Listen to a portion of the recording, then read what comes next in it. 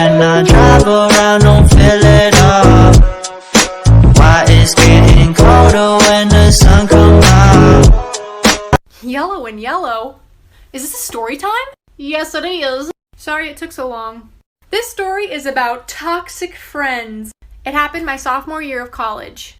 I've basically been friends with the same group of people since freshman year, give or take some people who have transferred or stopped being our friends, etc. But it's basically been the same core group of 8 people. Then sophomore year comes around and this new girl transfers to our school and gets integrated into our friend group. My friends and I, we kind of just make fun of each other all the time. It's not that serious. We don't actually hate each other, but we act like we hate each other. And this girl was similar. She had a similar sense of humor, so we were all for it. Yeah, cool. Come hang out with us. And everything was fine for a while until halfway through the year.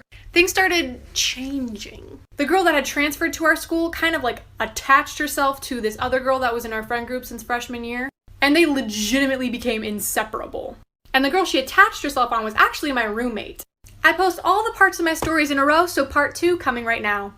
Toxic Friend Storytime Part 2. So the girl transferred and had attached herself to my roommate. I lived in a quad, so the 2 other girls lived with us as well. And I won't lie, I was probably the least close to my roommate. Here's where it gets juicy. This is Luke, he's one of my best friends. He is where the drama starts. Now don't get me wrong, I love him. I love him very much.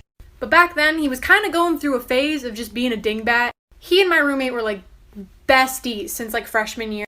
And he was not being the greatest friend at that time. He was going through stuff, so it was kind of understandable, but you get the point. So my roommate, who literally is the least confrontational person I've ever met in my life, can't even make eye contact with you if she disagrees with you. Super passive. Honestly, it was really annoying. Instead of talking to Luke directly about hey, you're not being a really good friend, you're hurting my feelings, she just complained to the girl who had transferred to our school. Because they're besties now. I'm gonna post part 3 right now. Storytime about toxic friends part 3. So instead of talking to him directly to resolve the issue, she just complained about him to this new girl. In my personal opinion, I think they were probably bashing him behind closed doors for a while. I can kind of understand why my roommate was all ticked off, but this girl who just transferred had absolutely no business being as offended as she was. It was between Luke and my roommate, and it should not have involved anyone else. So time goes on, tension is building, they start hanging out with us less and less, until it's finals week of the first semester of sophomore year.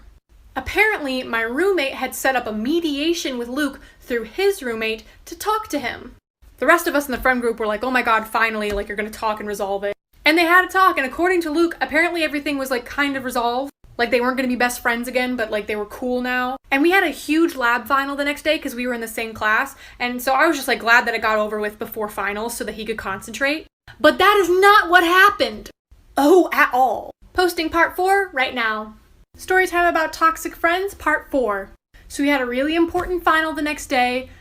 Everything seemed like it was resolved. And then I get a text at 1 a.m. from Luke. Of course I'm awake, because who needs sleep? And he texted me, he's dude, this girl and your roommate are coming over to my room. They're in my apartment. Now our apartments, fortunately, were literally across the hall from each other, not even 10 feet away. So I was do you need me to come over there? I will come over there. And he's no, I don't want to make a big deal out of it. And I was I'll come over there, I'll do it. And he's no, it's fine. So they come into his room while he's studying for our final. My roommate had already talked to him about her business, and it seemed like it was fine.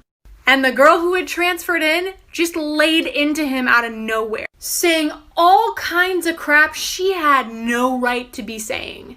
In the middle of the night, right before an important final, which they knew that he had because we talked about it. We talked about it a lot that we had this final. Posting part 5 right now. Story about toxic friends, part 5.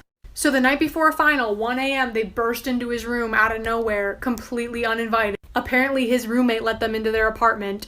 And this girl who transferred was saying all kinds of crap.